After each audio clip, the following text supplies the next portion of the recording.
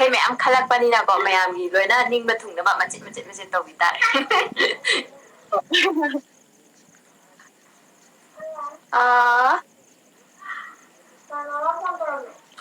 Ay to paaba nandre comment amta.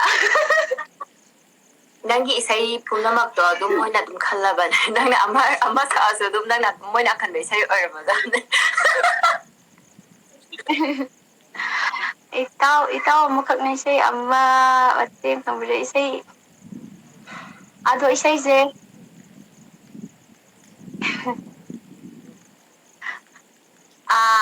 Aigi mitlu pirang. Ado isay se aina sapabudi natte do Class okay. Isay se itaw kakna khanbire isay haidi thainagi khoigi do da sanda yam thaba isay dune bache. Kaino isay ama le aigi mitlu tawdo. Oh, ay nanga sapodo entire tuno. Adute ay saparate adudi. Hadi aina sa adi akhoi haina thainagi khoina nga oringai da do da sanda yen kanda yam kana lakpa isay dune ba adudo. Nana remake to Samade akhoi isay se kayane color TV ko lejingai black white ko lay. Oh, Color TV ga yengba phangdingai kina. Ado matema kuyo tamjarage.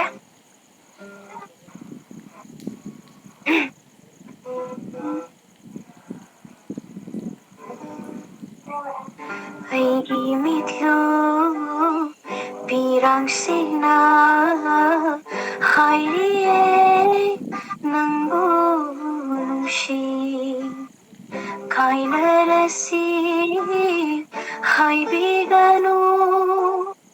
nangbu kauba ngamloy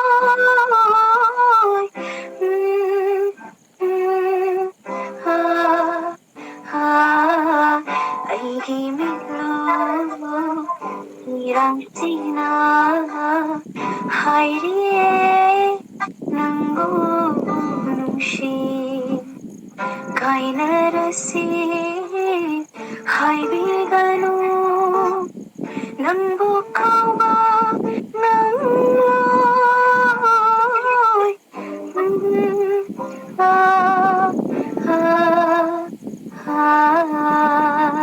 makani pare matim tay pai yam faze. Isay me faze.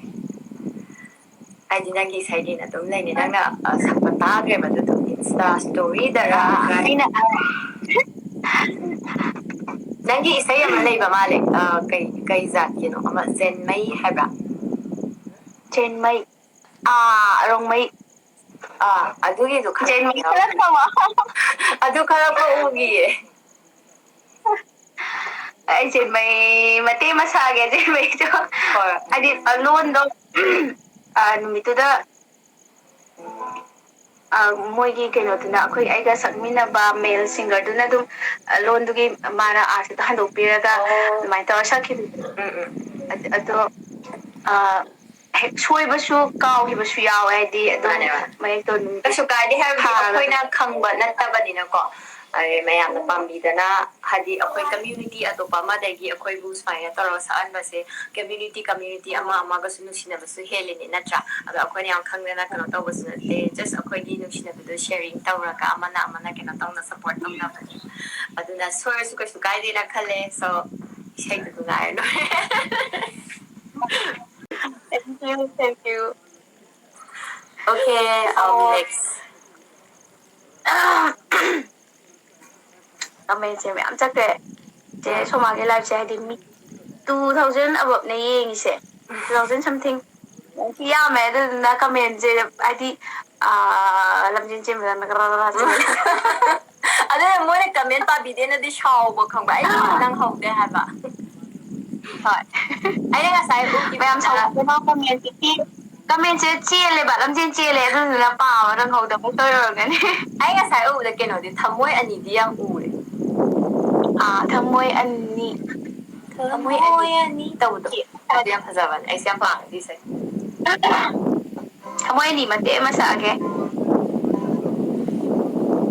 mi yam join tao tawale horen pung baro pung ama ta de Oh. That's. Moi ani kanbirokpasingda dedicate tawjare.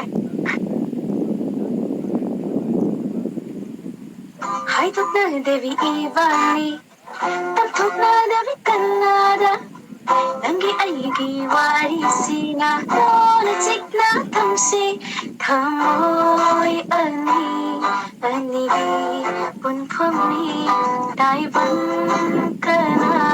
kana shu udana, nungshivare tana nangi maitunja ore kange. Nasiri, ay bukayang shita Nantani, kamoy kandibanshi Ikitiba, masanay jaba Ay nanandunong shiba Ay nanandunong sabay Maputarita Nanggadi pangaroy Mati-mati mo yung sagi ba?